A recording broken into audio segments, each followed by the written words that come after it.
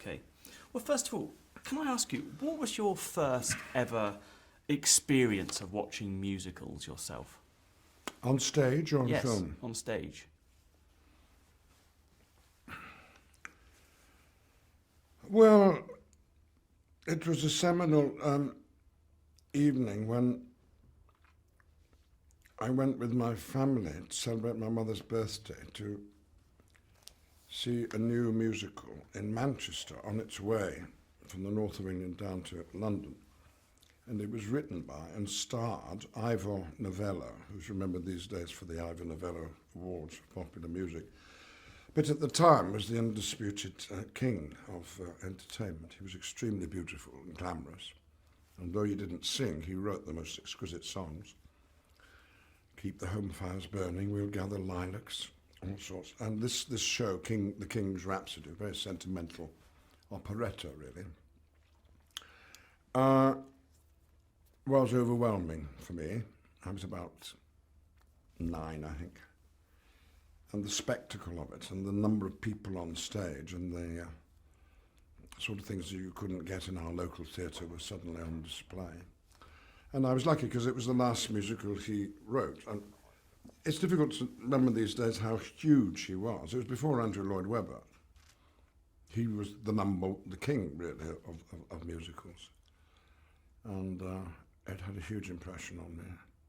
And made me want not to be an actor, but to find out how theatre worked and how did the scenery work and how did they get it up and ready. And I became intrigued with acting because I enjoyed watching other people act.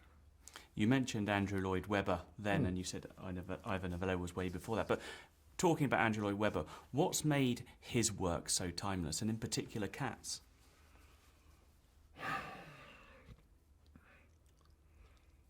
Well, there's always a moment, at least one, often many in his musicals, that comes out of the blue. You haven't been expecting it. It might be a high note. It might be a sudden rush of activity on the stage, but immensely theatrical. And the challenge, I suppose, for Tom Hooper, who directed this film of Cats, is can that stage magic be translated into cinema magic? And it has been, in my view, and it could happen because the material was so strong. To begin with, the lyrics by a considerable poet and playwright, T.S. Eliot. He was writing them about the time I was being born. He wrote them for his godchildren to entertain them. Cats was designed to entertain children. And then Andrew arrived and realised there was potential to add music to these lyrics. And I think it's just the gradual build-up of great talents coming together, and witness the cast list for this film. You work with some absolute masters of theatre performing their work. What's just last question on Andrew Lloyd Webber? What's his gift, do you think, as a songwriter and a storyteller?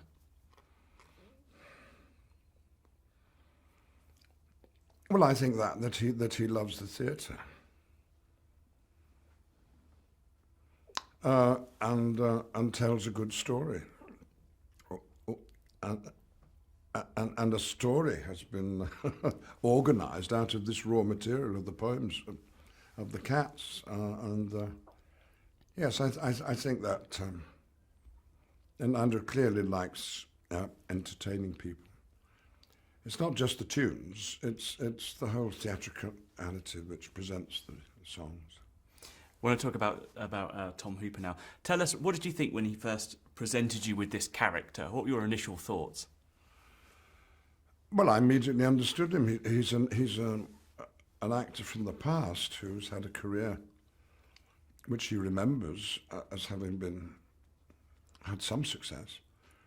But he's looking back on those old days. He's now a bit decrepit, and rather keen for his life to take a new turn for the better, which is why he comes to audition to try and win the prize of being carried up to the next level of living and have another life. Well, that's rather appealing to someone of my age. I do get another life every time I work, really, because you're in the company of people on the whole who are younger than you are. And if they've got any talent like the people have in this movie, it just gives you lots of energy to carry on. So I didn't think really of Gus as a cat, but as the old actor. But he is a cat. It's a joke, because a theatre cat doesn't perform. A theatre cat keeps the mice and the rats down, the vermin, in empty theatres in the middle of the night. But no, this theatre cat is a performer, and so I felt some resonance, some kinship. How was Gus perceived by the other cats, Ian? Well, it's very nice that in this version, at any rate, the people are very attentive to him and give him some respect. May not quite know who he was or seen him in his glory days, but they recognise a fellow professional, and as happens in real life, I find older actors on the whole get an easy ride from younger members of the company who appreciate they've been there and done that. Even though in this case I haven't. I've not been in that many musicals, certainly not at this level. Can I ask you to introduce the song that Gus sings in Cats, and just describe the song to me, if you would? I think if you fell in with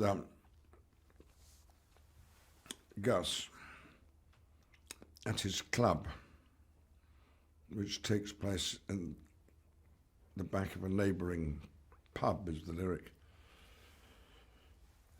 you would sit back very happily and listen to him reminisce, and that's what he does really in his song. And he's quite boastful, but he's telling the younger cats who are listening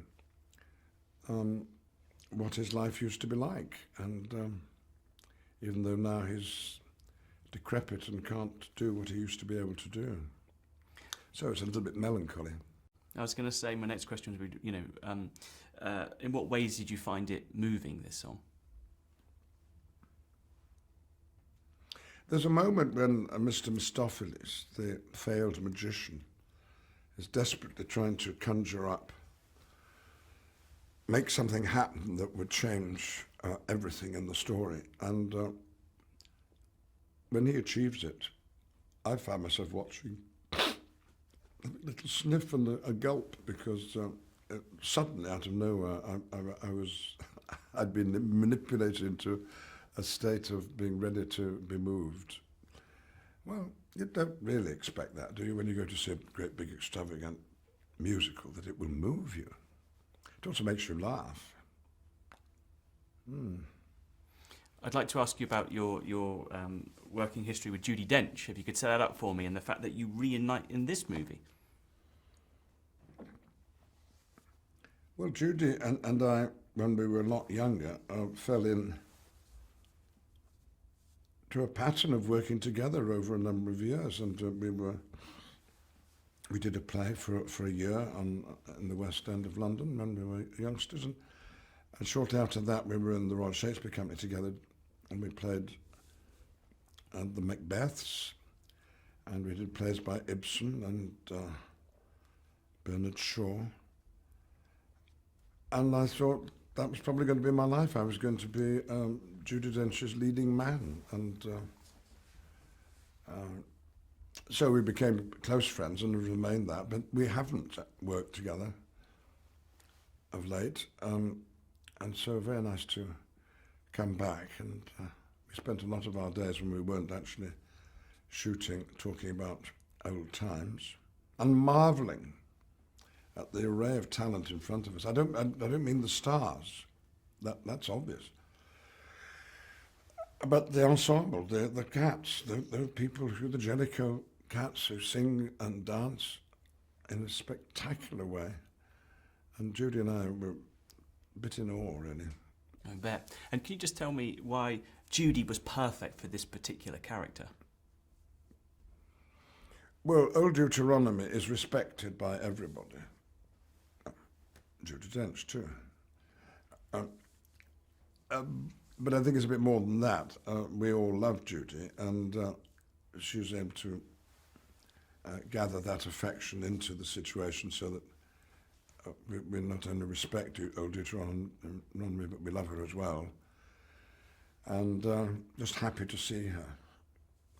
And she radiates such warmth. It comes singing across out of the screen at you. Yeah. You said about how in awe you were of the youngsters, watching them do it. Can I ask you to talk a little bit about the dancing in this film and how it's used as such a powerful tool in the storytelling of Cats? Well, if you're coming to the film of Cats to see human beings being cats, you might be a bit disappointed because this isn't Lion King, in which they seem to be real animals. No, these are actors pretending to be cats or looking for the cat within.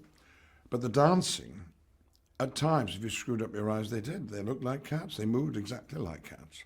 Astonishing, because a human body is not like a cat body at all. It's the range of the dance that I liked. Classical ballet at its very height from Francesca Hayward and Robbie Fairchild. And then the tap dancing. And then the bebop, is that what it's called? And the twins, those two remarkable tall lads who can do anything. But everyone seems to be able to do anything, and that's where you have the illusion that you're actually seeing cats, and they're human beings. It's yes. Why was it important to record the songs live, which is how Tom Hooper does it? Just set that up for me, and why it was important to do it on a production like this. Well, normally when someone's singing in a film, they are miming to a pre-recording that they've made, or, in some cases, that somebody else has made. I believe Audrey Hepburn didn't sing in My Fair Lady, somebody else sang. I think I've got that right. But here, everyone singing is actually singing, and they're actually singing in the moment at which they're being filmed. So it means that you're not stuck with some performance that you gave in the cellar of a recording studio 4 weeks before and putting all your effort into making the mime convincing. And here you were able to alter things in the moment, be spontaneous, and for a stage actor, it makes it much, much easier. Ian, can I ask you to set up, why this is such a spectacular and unique holiday experience? It's coming out, it's going to be a big Christmas movie. Tell us, why it's the perfect film for everybody, everywhere.